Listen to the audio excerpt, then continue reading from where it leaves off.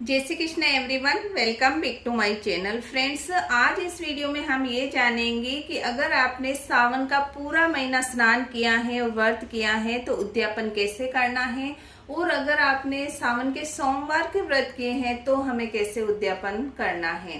साथ ही हम ये जानेंगे कि अगर कुंवारी कन्या ने ये सावन के सोमवार या सावन का पूरा महीना स्नान किया है तो हमें किस तरह उद्यापन करना है। आइए जानते हैं। उद्यापन की बहुत ही सरल विधि है। तो सबसे पहले हमें माता पार्वती के लिए साड़ी लेनी है और ऊपर हमें 16 श्रृंगार रखना है। देखिए, आप चाहें तो 16 श्रृंगार रख सकते हैं और आप चाहें तो 5 या 7 श्रृंगार रख सकते हैं। तो इस तरह देखिए, मैंने 5 या 7 श्रृंगार रख दिए हैं। ये माता पार्वती के लिए हमें साड़ी लेनी है। इसके साथ ही हमें भगवान भोलेनाथ के लिए भी एक पैंट शर्ट की ड्रेस निकालनी है। तो एक तो साड़ी और 16 श्रृंगार लेना है और ड्रेस लेना है। इसके ऊपर हमें दक्षिणा रखनी है। देखिए, चाहिए जितना सामर्थ्य हो उसके हिसाब से आप दक्षिणा रख सकते हैं। तो दोनों के ऊपर हम दक्षिणा रख देंगे। इसके साथ ही हमें मिठाई लेनी है। तो मिठाई आप अपने सामर्थ्य के हिसाब से किलो, 2 किलो, 2.25 किलो उसके हिसाब से ले सकते हैं। उसके बाद देखिए, सावन के पूरे महीने में हम जल अभिषेक करते हैं। तो हमें एक स्टील का, तांबे का, पीतल का, जैसा भी आप लोटा लेना चाहें वो लोटा लेना है। और इसके अंदर गेहूं, चावल, बाजरी जो भी आप रखना चाहें वो आप रख सकते हैं। अन्न का दान भी करना है तो थोड़ा सा हम लोटा भरकर चावल या गेहूं ले लेंगे तो अन्न का दान हो जाएगा।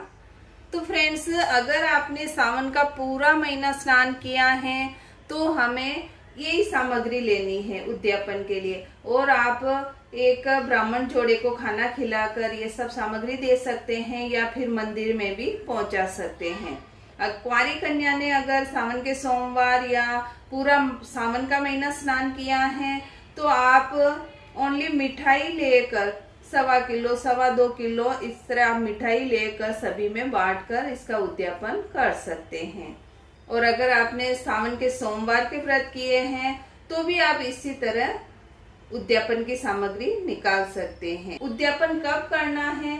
तो देखिए, अगर आपने सावन का पूरा महीना स्नान किया है तो आप पूर्णिमा के दिन, जिस दिन रक्षाबंधन है उसी दिन आप ये उद्यापन कर सकते हैं और किसी को भी खाना खिलाकर ये सामग्री दे सकते हैं।